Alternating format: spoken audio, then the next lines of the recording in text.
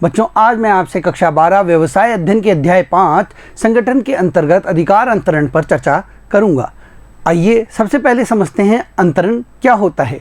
देखिए बच्चों, प्रबंधक जो होता है उसके पास बहुत सारे कार्य होते हैं। प्रबंधक को अपने उपक्रम में कई सारे कार्यों का निर्वहन करना होता है। ऐसी स्थिति में उसके लिए भविष्य की योजनाएं तैयार करने, भविष्य के लिए लक्ष्य निर्धारित करने, अपने संगठन को, उपक्रम को आगे बढ़ाने के लिए उसके पास समय कम रह जाता है। ऐसी स्थिति में वह अपने कई कार्यों को अपने अधीनस्थों को सौंप देता है। वह क्या करता है? अपने अधीनस्थों को कार्य सौंप देता है और यही कार्य क्या कहलाता है? अंतरण कहलाता है। देखिए बच्चों, इसके लिए हम एक उदाहरण देखते हैं। घर पर क्या होता है? आपकी माताजी कई प्रकार के कार्य करती हैं। माताजी के पास कई सारे कार्य होते हैं, तब वो क्या करती हैं? उनमें से कुछ कार्य आपके भाई या बहन को दे देती हैं। देखिए, कुछ कार्य आपके भाई या बहन को दे दिए जाते हैं, कुछ कार्य आपको दे दिए जाते हैं, और कोई अधिक महत्वपूर्ण कार्य है तो उसके लिए आपके पिताजी को कह दिया जाता है कि भाई आपको ये कार्य करके आना है। इस प्रकार आपके घर में भी कार्यों को बांटा जाता है, अंतरण किया जाता है। देखिए, एक उदाहरण और देख लेते हैं बच्चों। एक हलवाई था, इसने एक छोटी दुकान खोली। वहां पर कार्य बहुत कम था, तो वह अकेला ही उस कार्य को संपादित कर लेता था। खुद ही सारे कार्य वो कर लेता था। जितने भी ग्राहक आते उनको वो संतुष्ट करने का प्रयास करता। लेकिन धीरे धीरे उसके ग्राहकों की संख्या बढ़ती गई, तो क्या हुआ? उसका कार्य बढ़ गया। ऐसी स्थिति में उसने एक लड़के को, एक बच्चे को अपने यहाँ कार्य पर रखा। धीरे धीरे काम और बढ़ने लगा, तो उसने क्या किया? एक बड़ी दुकान खोली। अब ऐसी स्थिति में वह खुद भी काम करता था और जो लड़का उसने रखा था वह भी कार्य करता था। दोनों मिलकर काम करते थे। लेकिन इसने अब क्या किया? उस बच्चे को, जिस लड़के को काम पर रखा था, उसे भी कुछ काम दे दिया कि भाई आपको इस कार्य का निर्वहन करना है। यानी उसने उसे काम बांट दिया। कुछ काम वह खुद करता था और अब कुछ काम दूसरा बच्चा करने लगा। जैसे जैसे काम बढ़ा, उसने अन्य व्यक्तियों को अपने यहाँ नियुक्त किया और उन्हें भी कुछ काम सौंप दिए। देखिए, यहाँ पर वह क्या कर रहा है? अपने कार्य बांट रहा है ताकि उसके पास आगे के लिए समय बच सके। धीरे धीरे उसने क्या किया? एक दुकान खोली, दूसरी दुकान और खोली। अब उसे कुशल लोगों की आवश्यकता होने लगी। तो ऐसी स्थिति में जिसको उन्होंने काम सिखाया था, उस हलवाई ने काम सिखाया था, उन व्यक्तियों को उसने उन दुकानों पर नियुक्त कर दिया और अपने पास अन्य व्यक्तियों को, अन्य बच्चों को काम पर लगा लिया। देखिए, यहाँ पर वह क्या कर रहा है? अपने व्यवसाय का विकास भी कर रहा है। लेकिन कैसे? उसने पहले कार्यों का बंटवारा किया। उसका जो कार्य वह अकेला करता था, उनमें से कुछ कार्य अन्य जो उसने बच्चे लगाए थे उनको दिए। उनसे वह उन कार्य करवाने लगा। उनको उसने क्या बनाया? विशेषज्ञ बना दिया। और फिर बाद में जब उसने अपने व्यवसाय को आगे बढ़ाया, तो उसने क्या किया? उन्हीं बच्चों को जिनको उसने काम सिखाया था, उन्हें ही वो दुकानें संभलवाई। इस प्रकार उसने अपने व्यवसाय का विस्तार किया। देखिए, यही होता है हमारे प्रबंधन में, एक उपक्रम में भी यही होता है। प्रबंधक कई सारे कार्य करता है, तो वह अपने कुछ कार्यों को अपने अधीनस्थों को सौंप देता है। अपने अधीनस्थों को उन कार्यों को करने का क्या है? दायित्व दे देता है कि अब इस कार्य को आप करेंगे। ऐसी स्थिति में प्रबंधक के पास क्या बच जाता है? समय बच जाता है। देखिए, उसके पास समय बच जाता है और इसका प्रयोग वह महत्वपूर्ण योजनाओं को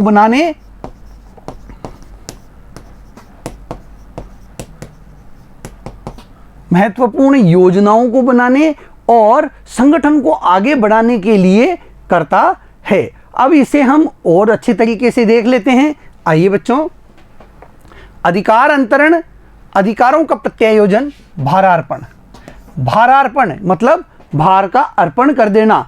देखिए, प्रबंधक के पास कामों का बहुत अधिक भार होता है, वह अपने उन कामों के भार को अपने अधीनस्थों को सौंप देता है, यानी अपने भार को दूसरों को अर्पित कर देता है, दूसरों को सौंप देता है। अधिकारों का प्रत्यायोजन, उसके पास जो अधिकार हैं वह अपने अधीनस्थों को दे देता है। प्रबंधक चाहे कितना भी सक्षम क्यों न हो, वह सभी कार्यों को स्वयं संपादित नहीं कर सकता। चाहे कितना ही प्रबंधक सक्षम है, फिर भी वह अपने उपक्रम से संबंधित सभी कार्य अकेले नहीं कर सकता। इस कारण उसे अपने अधीनस्थों को अधिकारों का अंतरण करना पड़ता है। यदि वह सारे काम खुद करेगा तो देखिए उसके पास कामों का बहुत सारा बोझ हो जाएगा। ऐसी स्थिति में वह क्या करता है, अपने इस बोझ को कम करने के लिए अपने अधीनस्थों को काम सौंप देता है। कुछ कार्य इसको देगा, कुछ कार्य इसको देगा, कुछ कार्य अन्य अधीनस्थ को देगा। इस प्रकार उसका जो ये भार है वह क्या है, कम हो जाएगा। वह अपने काम को अन्य लोगों को सौंप देता है, यह होता है अंतरण। और उन कामों को पूरा करने के लिए उन्हें कुछ अधिकार भी देता है। अधिकार अंतरण का अभिप्राय अधीनस्थों को निश्चित सीमाओं के अंतर्गत कार्य करने का अधिकार प्रदान करना है। देखिए, वह सारे ही अधिकार उन्हें नहीं दे देगा, वह निश्चित सीमाओं के अंतर्गत अपने अधिकार अपने अधीनस्थों को देता है। वह जिस स्तर का अधीनस्थ होगा, जिस स्तर पर काम करने वाला कर्मचारी होगा, उस स्तर के अनुसार उसे अधिकार दिए जाते हैं कि भाई आपको ये कार्य करना है, इस कार्य को करने के लिए आपके पास इतने अधिकार रहेंगे। और जैसे जैसे एक कर्मचारी का स्तर बढ़ता जाता है, देखिए उच्च प्रबंधकों के पास अधिक अधिकार होते हैं, वो कार्य को मध्य प्रबंधकों को सौंपते हैं तो अपने कुछ अधिकार उन्हें दे देते हैं।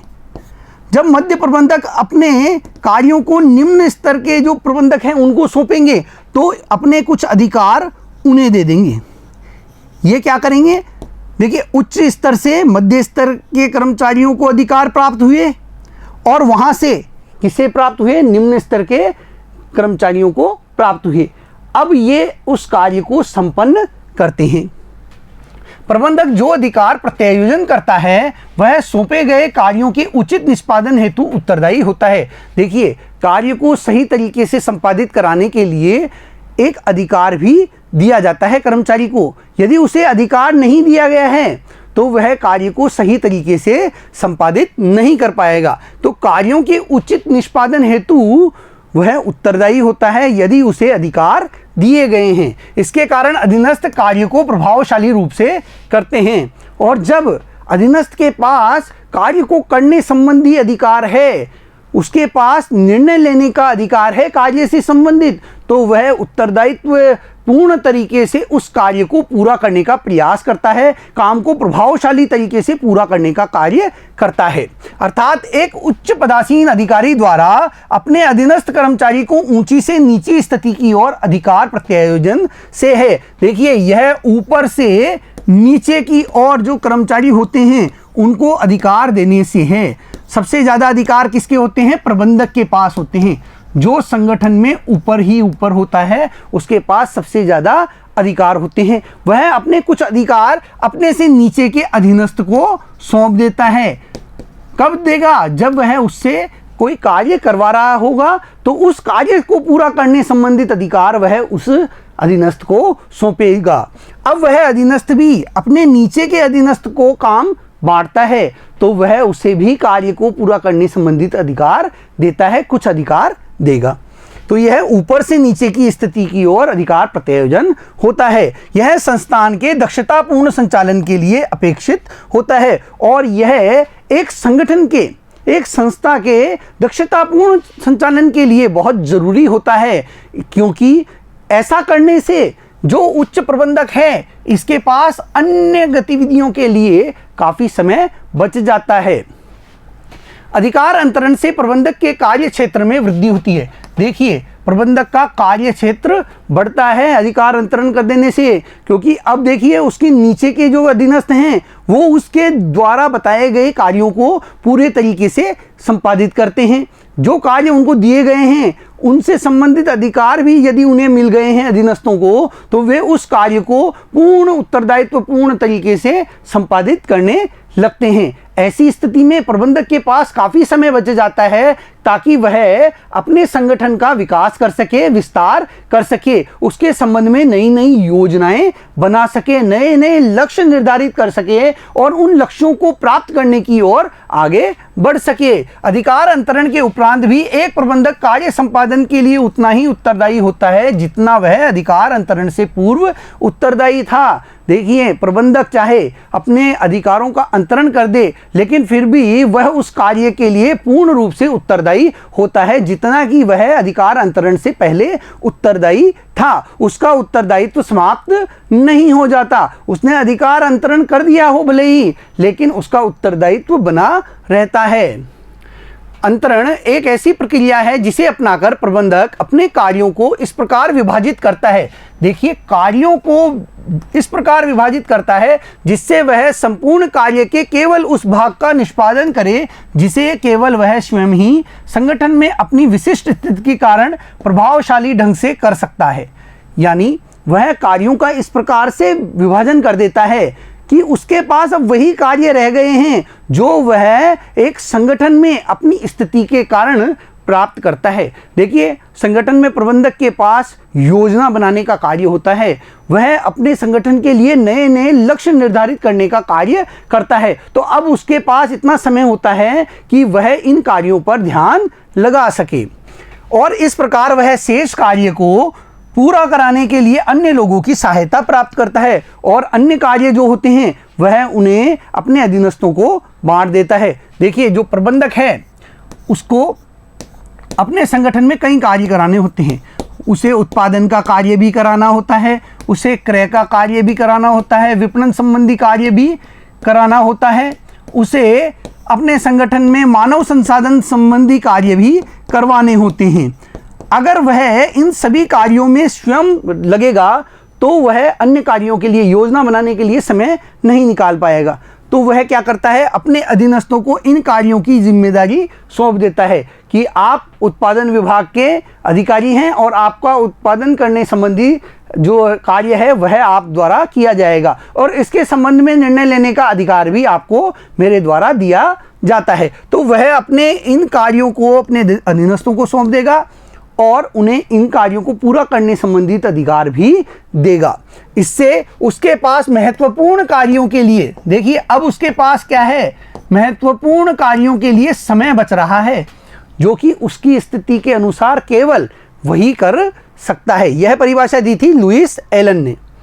अधिकार अंतरण से केवल इतना ही आशय है कि अपने अधीनस्थों को निश्चित सीमाओं के अंतर्गत कार्य करने का अधिकार प्रदान किया जाता है और यह परिभाषा दी थी थियो हेमन ने। देखिए वो क्या कह रहे हैं, अधीनस्थों को निश्चित सीमाओं के अंतर्गत ही अधिकार दिए जाते हैं कार्य करने के लिए।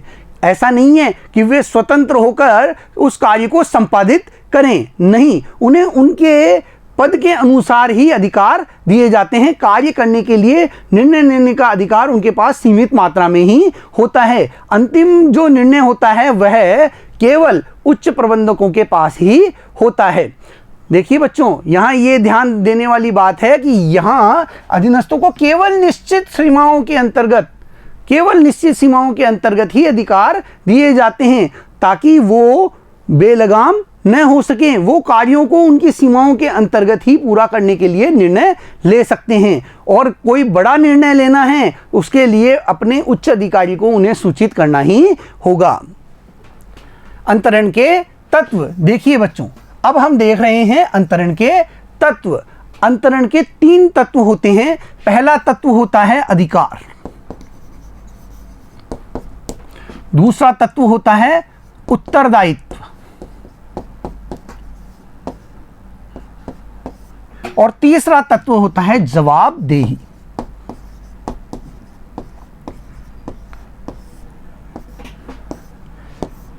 देखिए, जब काम उच्च अधिकारी से अधीनस्थ को सौंपे जाते हैं तो उसके द्वारा अधिकार भी दिया जाता है।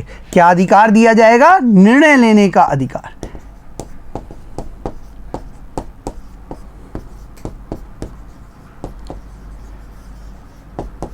देखिए बच्चों, आपकी माताजी ने आपको बाजार से सामान लाने के लिए कहा है।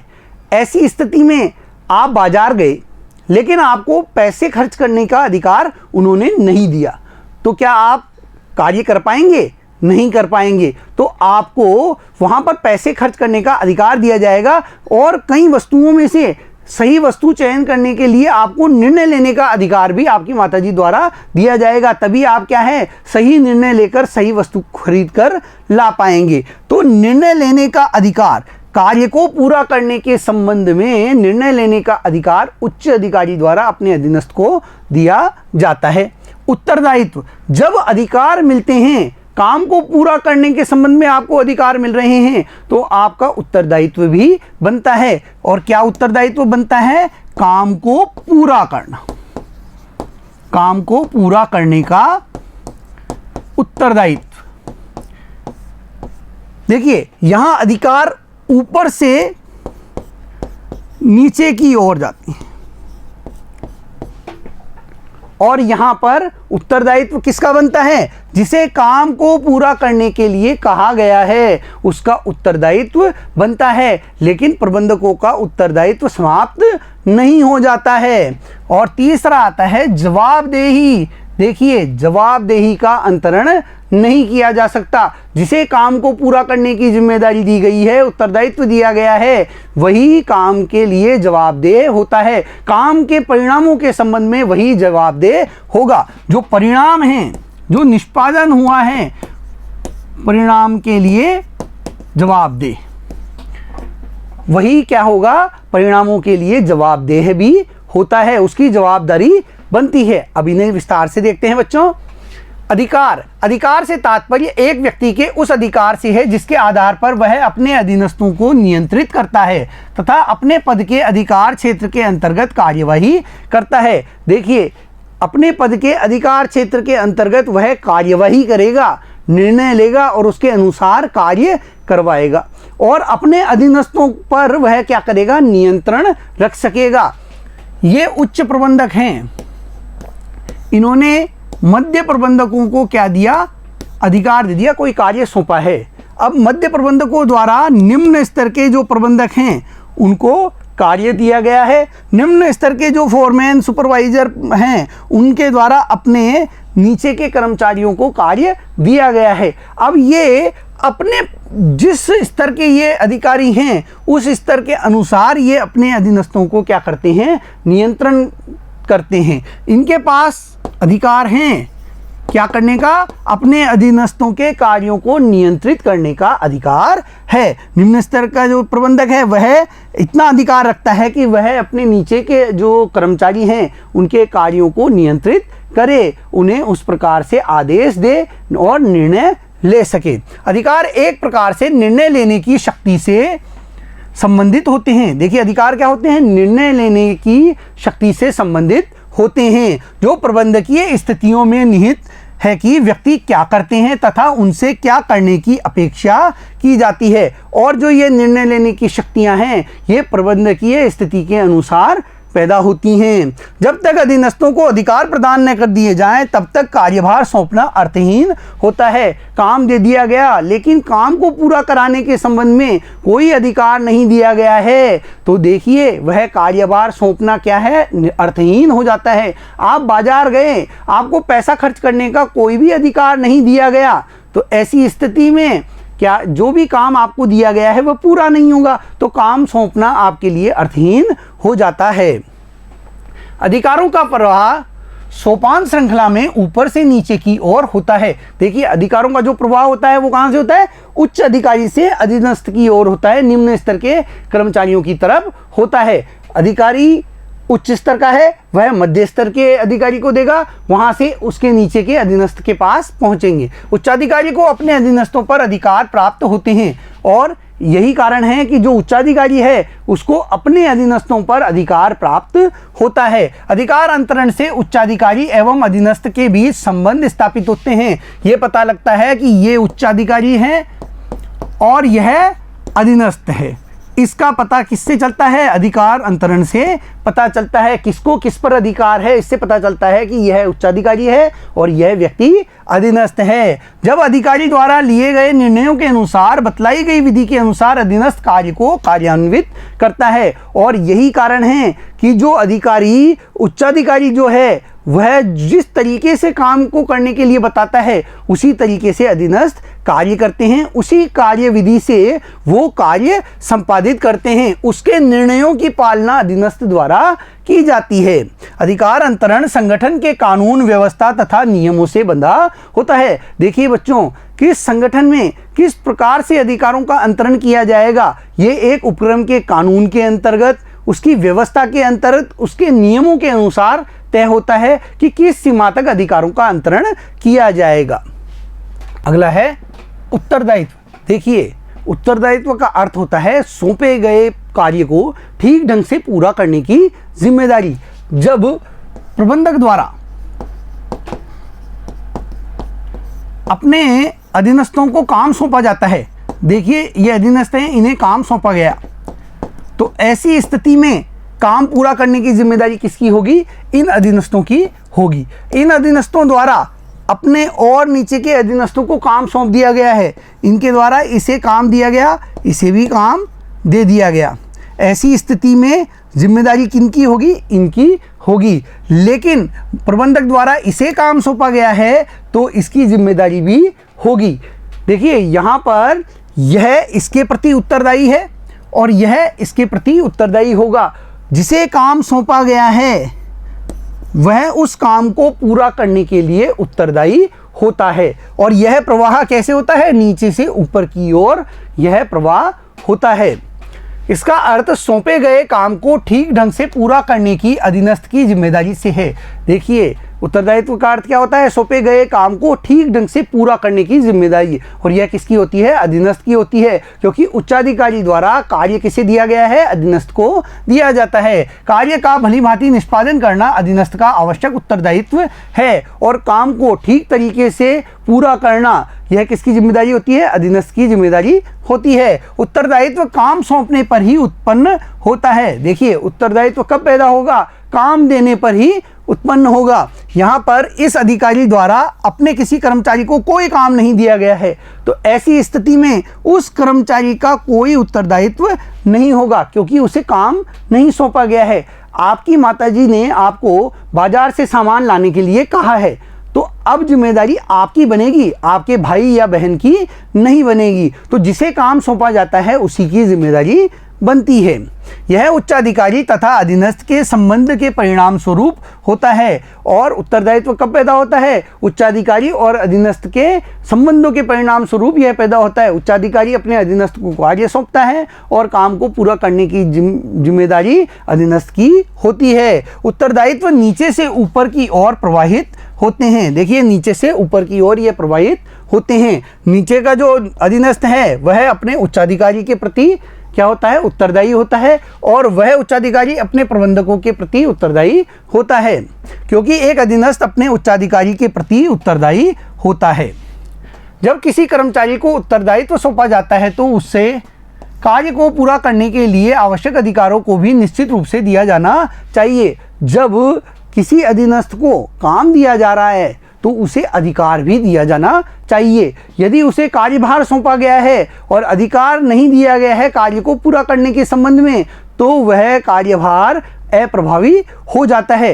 देखिए, आपको बाजार से सामान लाने के लिए कहा तो गया है, लेकिन पैसे खर्च करने से मना कर दिया गया है, आप पैसे खर्च नहीं करेंगे, तो ऐसी स्थिति में आप काम को पूरा कैसे करेंगे? तो काम सौंपने पर काम को पूरा करने के संबंध में अधिकार भी दिए जाने चाहिए। अधिकारों की अधिकता पर उनका दुरुपयोग किया जा सकता है। अधिकार यदि अधिक मात्रा में दे दिए जाते हैं तो उनका दुरुपयोग, गलत उपयोग संभव हो सकता है। तथा उत्तरदायित्व की अधिकता पर संबंधित व्यक्ति अप्रभावी हो जाता है। यदि किसी व्यक्ति को बहुत अधिक कार्यभार दे दिया गया है, बहुत सारे कार्य दे दिए गए हैं, तो वह क्या है, किसी भी कार्य को ढंग से पूरा नहीं कर पाएगा और वह अप्रभावी हो जाएगा। तो देखिए, अधिकार भी अधिक अगर हमने दे दिए हैं तो उनका दुरुपयोग संभव है, कार्यभार भी अधिक सौंप दिया गया है तो भी व्यक्ति अप्रभावी हो सकता है। तो दोनों ही स्थितियां घातक हो जाती है। आगे देखते हैं बच्चों, उत्तरदेयता या जवाबदेही। देखिए, जब किसी अधीनस्थ को किसी काम को पूरा करने के लिए दिया गया है तो वह उसके लिए जवाबदेह भी होता है, उसके परिणामों के लिए वह जवाबदेहिता रखता है। इसका अभिप्राय अधीनस्थ द्वारा कार्य निष्पादन के लिए अधिकारी को जवाब देने से है, अर्थात अंतिम परिणाम का उत्तर देने योग्य होने से है। जिसे काम दिया गया है वह अपने अधिकारी को जवाब देने योग्य होता है, क्योंकि काम का पूरा हुआ है या नहीं हुआ इसकी जवाबदेहिता किसकी होगी, जिसे काम दिया गया है। यदि आप बाजार से सामान नहीं लाए हैं, आपको बाजार से सामान लाने का काम दिया गया था, तो जवाबदेहिता किसकी बनेगी, आपकी बनेगी। जवाबदेही का न तो भारार्पण संभव है, न ही इसका प्रवाह ऊपर की ओर होता है। देखिए, जवाबदेही वही होता है जो कार्य जिसे दिया गया है उसकी ही जवाबदेहिता बनती है। इसका भारार्पण नहीं किया जा सकता, नहीं इसका अंतरण आप किसी अन्य व्यक्ति पर कर सकते हैं, और इसका प्रवाह ऊपर की ओर भी नहीं होता। इसका प्रवाह निम्न जो स्तर के अधिकारी हैं वहाँ से उच्च स्तर के अधिकारियों की तरफ नहीं होता। जिसे काम दिया गया है उसी की जवाबदेहिता बनती है। अधीनस्थ कर्मचारी ही अपने अधिकारी के प्रति कार्य को सही तरीके से पूरा करने के लिए जवाबदेह होता है। जो अधीनस्थ कर्मचारी है वही जवाबदेह होता है। अधिकार अंतरित होता है तो उत्तरदायित्व समझ लिया जाता है। देखिए, जब अधिकार अंतरित होते हैं, अधिकार दिए जाते हैं, तो उत्तरदायित्व अपने आप समझ लिया जाता है कि उत्तरदायित्व आ गया है, अब काम को पूरा करने की जिम्मेदारी तय हो गई है। जवाबदेही थोपी जाती है, और जवाबदेहिता क्या है, थोपी जाती है। उत्तरदायित्व अधिकार अंतरण से उत्पन्न होता है तथा जवाबदेही उत्तरदायित्व से आती है। जब अधिकार दिए जाते हैं, देखिए, काम सौंपे गए, काम बांटे गए, तो अधिकार काम को पूरा करने के लिए प्राप्त हुआ। जब अधिकार मिल गया तो क्या हो जाता है उत्पन्न, उत्तरदायित्व। उत्तरदायी बनाया जा सकता है आसानी से कि यह इस कार्य को पूरा करने के संबंध में उत्तरदायित्व रखता है। जब उत्तरदायी बन गया, कोई व्यक्ति उत्तरदायित्व रखता है, तो वह जवाबदेह भी होता है, उसकी जवाबदेहिता भी हो जाती है। अब वह कार्य के परिणामों के संबंध में जवाब देने वाला होता है, क्योंकि उसे अब काम को पूरा करने या नहीं होने पर जवाब देना पड़ता है। अंतरण के तत्वों की समीक्षा, इनकी समीक्षा करते हैं अर्थ के आधार पर। देखिए, अधिकार, आदेश निर्णय का अधिकार, आदेश देने का अधिकार अपने अधीनस्थों को, और निर्णय लेने का, काम के संबंध में निर्णय लेने का अधिकार एक व्यक्ति को प्राप्त होता है। उत्तरदायित्व निर्दिष्ट कार्यों को पूरा करने का आधार, जो कार्य सौंपे गए हैं उन्हें पूरा करने का एक उत्तरदायित्व बन जाता है। उत्तरदेयता निर्दिष्ट कार्य के परिणाम फल की उत्तरदेयता, जो भी परिणाम आए हैं, जो भी निष्पादन हुआ है, उसका उत्तरदेयता, उसकी जवाबदेहिता एक अधीनस्थ की होती है। अंतरण, अंतरित किए जा सकते हैं। देखिए, अधिकारों को अंतरित किया जा सकता है। प्रबंधक अपने अधिकार अपने से नीचे वाले अधीनस्थ को दे सकता है, वो अधीनस्थ और नीचे वाले अधीनस्थ को अधिकार दे सकता है। यह ऊपर से नीचे की ओर अधिकार अंतरित किए जा सकते हैं। पूर्ण रूपेण अंतरित नहीं किए जा सकते। उत्तरदायित्व को पूर्ण रूपेण अंतरित नहीं किया जा सकता। उत्तरदेयता अंतरित नहीं किया जा सकता। उत्तरदेयता जवाबदेही को किसी पर अंतरित नहीं कर सकती, इसका अंतरण नहीं होता है। उद्गम, देखिए, अधिकार औपचारिक स्थिति से प्रारंभ होते हैं। प्रबंधक सबसे ज़्यादा अधिकार रखता है, उसके बाद का जो अधिकारी है वह उससे कम अधिकार रखता है, क्योंकि उसे प्रबंधक ने अधिकार दिए हैं। तो इस प्रकार जो स्थिति होती है एक पदानुक्रम में, देखिए, पदानुक्रम में जो स्थिति है उसके अनुसार अधिकारों की व्याख्या हो सकती है कि अधिकार किसके पास ज़्यादा हैं, किससे प्राप्त हुए हैं, ये बताया जा सकता है। उत्तरदायित्व अधिकार अंतरण से प्रारंभ होते हैं और जब अधिकार प्राप्त होते हैं ऊपर से तो उत्तरदायित्व भी बनता है। उत्तरदेयता उत्तरदायित्व से प्रारंभ होते हैं। जब उत्तरदायित्व होता है तो जवाबदेहिता अपने आप प्रारंभ हो जाती है। प्रवाह, देखिए अधिकारों का प्रवाह है उच्चाधिकारी से नीचे की ओर अधीनस्थ कर्मचारियों की ओर होता है। उच्चाधिकारी अपने अधीनस्थ को देगा, वह अधीनस्थ नीचे के अधीनस्थ को देगा, वहां से और नीचे तक क्या है अधिकार अंतरित किए जाते हैं। उत्तरदायित्व प्रवाह अधीनस्थों से ऊपर की ओर उच्चाधिकारियों की ओर होता है। अधीनस्थ से उच्चाधिकारी की ओर उत्तरदायित्व का प्रवाह होता है। उत्तरदेयता प्रवाह अधीनस्थ से ऊपर की ओर उच्चाधिकारियों की ओर होता है। वैसे जवाबदेहिता जो होती है, जिसे काम सौंपा गया है उसी की जवाबदेहिता होती है। आगे देखते हैं बच्चों अंतरण का महत्व। देखिए एक उपक्रम के लिए अंतरण का बहुत महत्व होता है। पहला महत्व है प्रभावी प्रबंध। देखिए बच्चों जो प्रबंधक होते हैं उनके पास बहुत अधिक कार्य होते हैं, उन्हें कई सारे कार्यों को करना पड़ता है। जब वे अपने कार्यों को अपने अधीनस्थों को सौंप देते हैं, उनकी जिम्मेदारी अपने अधीनस्थों को दे देते हैं, उन कामों को पूरा करने का अधिकार अपने अधीनस्थों को सौंप देते हैं, तो उनके पास काफ़ी समय बचता है और ऐसी स्थिति में वे जो महत्वपूर्ण निर्णय हैं उनको करने के लिए सक्षम हो जाते हैं। महत्वपूर्ण जो योजनाएं बनानी होती है, महत्वपूर्ण फैसले लेने होते हैं, उनके लिए उनके पास काफ़ी समय बच जाता है। वे अपने उपक्रम को आगे बढ़ाने के लिए कई नई नई योजनाओं पर काम करने लगते हैं और उनका प्रबंध भी क्या हो जाता है, प्रभावी हो जाता है। उनके जो लक्ष्य हैं वो आसानी से पूरे होने लगते हैं। कर्मचारियों का विकास। देखिए बच्चों कर्मचारियों को जब काम दिया जाता है तो उनमें उत्तरदायित्व की भावना आती है और जब उनमें उत्तरदायित्व की भावना आती है तो वे अपने प्रतिभा को दिखाकर अपनी प्रतिभा का विकास भी करते हैं। साथ ही साथ उन्हें निर्णय लेने का अधिकार भी प्राप्त होता है। इससे भविष्य के लिए नए प्रबंधक भी तैयार होते हैं। कर्मचारियों को प्रेरणा। जब कर्मचारियों को ये लगता है कि उच्च प्रबंधक उनको काम दे रहा है, उन पर विश्वास जता रहा है, तो वे इससे और अधिक प्रेरित होते हैं और अच्छा कार्य करने का प्रयास करते हैं, जिससे संगठन को बहुत मजबूती प्राप्त होती है। संगठन के जितने भी उद्देश्य हैं वे सही समय पर पूरे होने लगते हैं। विकास का सरलीकरण। देखिए काम पूरा होने में जब आसानी होती है, जब काम आसानी से पूरे हो रहे हैं तो एक संगठन और अधिक विकास की राह पर आगे बढ़ता है। प्रबंधक नए नए क्षेत्रों में आगे बढ़ता है, नए नए उपक्रम स्थापित करता है। देखिए यहाँ पर जब विकास करने की बात आती है तो जो कर्मचारी उसने कुशल बनाए हैं, जो नए प्रबंधक वह तैयार करता है, उनको आसानी से नए क्षेत्रों की ओर वह क्या है नियुक्त कर सकता है। प्रबंध पदानुक्रम का आधार। देखिए अंतरण से यह पता चलता है कि कौन अधिकारी है,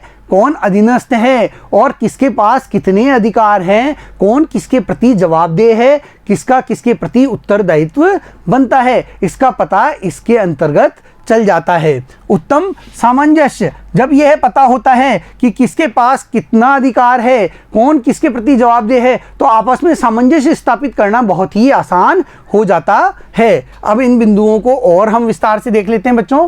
प्रभावी प्रबंध। प्रभावी होने से तात्पर्य है उद्देश्यों को सफलतापूर्वक प्राप्त कर लेना। देखिए नियोजन के समय जो उद्देश्य लक्ष्य एक उपक्रम द्वारा, एक संगठन द्वारा जो निर्धारित किए गए थे, वे आसानी से प्राप्त करना, सफलतापूर्वक प्राप्त करना प्रभावी के अंतर्गत आता है, प्रभावपूर्णता के अंतर्गत आता है। प्रबंधकों द्वारा अपने कर्मचारियों को अधिक अधिकार देकर अन्य महत्वपूर्ण कार्यों पर ध्यान केंद्रित करने के लिए अधिक समय मिल जाता है। देखिए जो प्रबंधक होता है उसके पास कार्यभार बहुत अधिक होता है, बहुत अधिक भार होता है कामों का। ऐसी स्थिति में वह अन्य महत्वपूर्ण जो कार्य हैं उन पर ध्यान नहीं लगा पाता, तो वह अंतरण के द्वारा इस भार को अपने अधीनस्थों को सौंप देता है। वह क्या करता है, अपना जो ये भार है यह अपने अधीनस्थों को सौंप देता है और इसके पास फिर क्या बच जाता है, काफ़ी समय बच जाता है और इस समय को वह महत्वपूर्ण कार्यों पर लगाता है, जिससे उनके कार्यभार में कमी आती है। जब वह अपने कामों का बंटवारा कर देगा तो उसके कार्यभार में कमी आएगी, उसके पास काफ़ी समय बचेगा। वे अपना ध्यान नए क्षेत्रों में अधिक उत्कृष्टता पूर्ण कार्य करने पर केंद्रित कर सुअवसर भी प्राप्त करते हैं। और अब वे अपना ध्यान कहाँ लगाएंगे? नए क्षेत्रों की ओर लगाएंगे। नई नई योजनाएं बनाने, अपने उपक्रम को आगे बढ़ाने के लिए वो अपना सारा ध्यान लगाने लगते हैं। दूसरा है कर्मचारियों का विकास।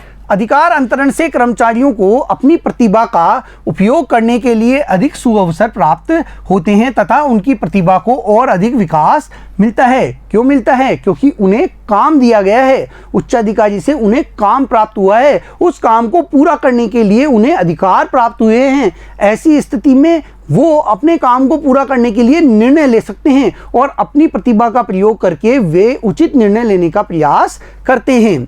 इससे उनमें निपुणता विकसित होती है तथा वे ऐसे कार्यों को करने में सामर्थ्यवान हो जाते हैं जो जटिल प्रकृति के होते हैं, और वे जटिल प्रकृति के कार्यों को भी करने में सामर्थ्यवान हो जाते हैं। वे ऐसे ऐसे कार्य भी करने लगते हैं जो बहुत कठिन थे, लेकिन अपनी प्रतिभा का प्रयोग करके वे उन जटिल कार्यों को भी आसानी से पूरा करने लगते हैं। अधिकार अंतरण से आने वाले समय के लिए सुयोग्य प्रबंधकों का निर्माण होता है। देखिए, अधिकार अंतरण कर दिए जाने से एक कर्मचारी अपनी प्रतिभा का उपयोग करके सही निर्णय लेकर कार्य को पूरा करता है, चाहे कितना ही जटिल कार्य हो। इससे वे एक अच्छे प्रबंधक के रूप में तैयार हो पाते हैं और अगली पीढ़ी के नए प्रबंधक तैयार हो जाते हैं। अंतरण कर्मचारियों को उनकी प्रतिभा का उपयोग करने, अनुभव प्राप्त करने और अपने आप को उच्च पदों पर आसीन होने में सहायता करता है तथा बल प्रदान करता है।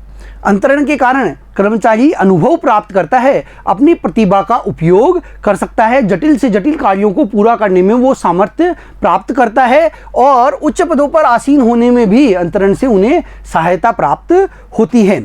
अगला है कर्मचारियों को प्रेरणा। अधिकार अंतरण से कर्मचारियों को प्रतिभा का प्रयोग करने के ज़्यादा अवसर प्राप्त होते हैं। देखिए, अधिकार अंतरण के कारण एक कर्मचारी को अपनी प्रतिभा दिखाने का मौका मिलता है। उन्हें पर्याप्त मात्रा में अधिकार दिए जाते हैं जिससे उनमें उत्तरदायित्व की भावना विकसित होती है। जब उन्हें उच्चाधिकारियों से अधिकार प्राप्त होते हैं तो उनमें उत्तरदायित्व की भावना आती है। उन्हें यह महसूस होता है कि उच्च प्रबंध उनके प्रति विश्वास रखता है। इसी विश्वास के कारण उन्हें क्या दिए गए हैं? अधिकार दिए गए हैं। उत्तरदायित्व एक कर्मचारी में आत्मविश्वास को बढ़ावा देता है तथा भरोसे में सुधार लाता है, और जब उनका विश्वास ये बढ़ता है कि उच्च प्रबंध उनमें विश्वास दिखा रहा है तो उनमें उत्तरदायित्व की भावना विकसित होती है, आत्मविश्वास बढ़ता है, उन्हें अच्छा कार्य करने की प्रेरणा प्राप्त होती है। उन्हें निर्णय लेने के लिए बार बार अधिकारियों के पास जाने की आवश्यकता नहीं होती, जिससे निर्णय शीघ्रता से ले लिए जाते हैं। अब वे स्वयं ही निर्णय लेने में सक्षम होते हैं क्योंकि उनके पास निर्णय लेने का अधिकार होता है काम को पूरा करने के संबंध में। तो वे बार बार उच्च अधिकारियों के पास नहीं जाते और जल्दी से निर्णय लेकर कार्य को संपादित करते हैं। वह अपने आप को प्रोत्साहित महसूस करता है तथा आगे भी अपने कार्य निष्पादन को उन्नतिशील बनाने का प्रयत्न करता है। वो अपने आप को उत्साहित महसूस करते हैं। वे अपने आत्मविश्वास से परिपूर्ण कार्यों को संपन्न करने की ओर आगे बढ़ते हैं और जल्दी से कार्य को पूरा करने के लिए तत्पर रहते हैं।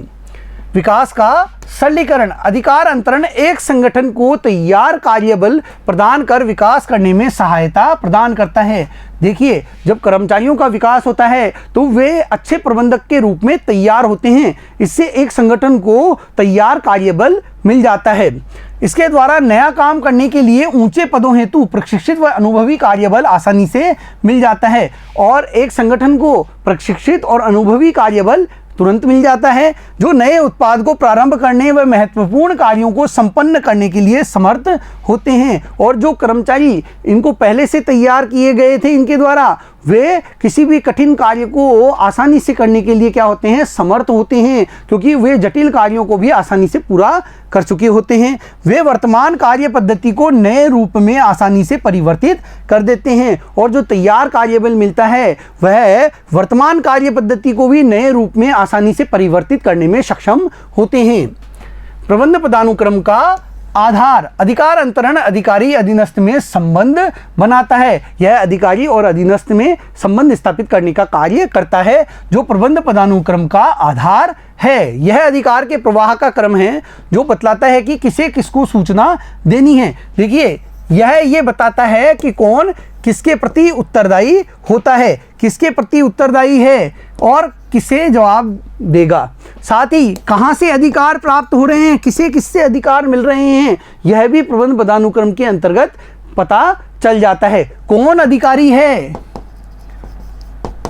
कौन अधिकारी है, कौन अधीनस्थ है, इसका पता भी अधिकारों के अंतरण से चल जाता है। जिस सीमा तक अधिकारों का अंतरण किया जाता है संगठन में उसी सीमा तक वे प्रभावी होते हैं, और जिस सीमा तक अधिकारों का अंतरण किया जाता है जहां तक अधिकार दिए जाते हैं वहीं तक वे प्रभावी रहते हैं। मान लीजिए इस कर्मचारी तक अधिकार दिए गए हैं और इसके नीचे कोई भी अधिकार नहीं दिया गया है किसी भी कर्मचारी को, तो वे अधिकार यहीं तक प्रभावी होंगे, वो आगे नहीं होंगे। उत्तम सामंजस्य अधिकार अंतरण के तत्व जैसे अधिकार, उत्तरदायित्व एवं जवाबदेहिता संगठन में विभिन्न स्तरों से संबंधित होते हैं। ये विभिन्न स्तरों से संबंधित होते हैं, किसके पास कितने अधिकार हैं, किसका कितना उत्तरदायित्व बनता है और कौन किसके प्रति जवाबदेह होता है। इससे कर्तव्यों की लिपापोती तथा पुनरावृत्ति को रोका जाता है। देखिए अब यह कहना स्पष्ट होता है कि इस व्यक्ति की जवाबदेही है, तो लिपापोती करना आसान नहीं हो पाता है, पुनरावृत्ति भी नहीं हो सकती है, क्योंकि प्रत्येक स्तर पर क्या करना है इसकी स्पष्ट व्याख्या की हुई होती है। यह स्पष्ट होता है कि किसके द्वारा क्या काम करना है, कौन क्या काम करेगा। उच्च अधिकारी द्वारा काम इसे दिया गया, इसने एक कार्य इसको दिया है, इसके द्वारा बी को कार्य दिया है, ए को नहीं दिया गया, और बी ने सी को वह कार्य दे दिया है। ऐसी स्थिति में जवाबदेह कौन होगा, सी होगा काम के परिणाम के प्रति, और उत्तरदायित्व बी का भी होगा, इसका भी होगा। ए का यहाँ पर कोई उत्तरदायित्व नहीं होगा क्योंकि इसे काम नहीं दिया गया है। तो इसमें स्पष्ट व्याख्या होती है कि किसे काम दिया गया है और किसकी कितनी जिम्मेदारी बनती है। सब कुछ स्पष्ट होने से प्रभावी सामंजस्य स्थापित करने में सहायता मिलती है और इससे आसानी से सामंजस्य स्थापित करने में भी मदद मिलती है। बच्चों आज हमने अंतरण के बारे में जाना, अधिकार अंतरण के तत्वों के बारे में जाना, साथ ही उसके महत्व पर हमने चर्चा की। अगले वीडियो में फिर मिलेंगे। धन्यवाद।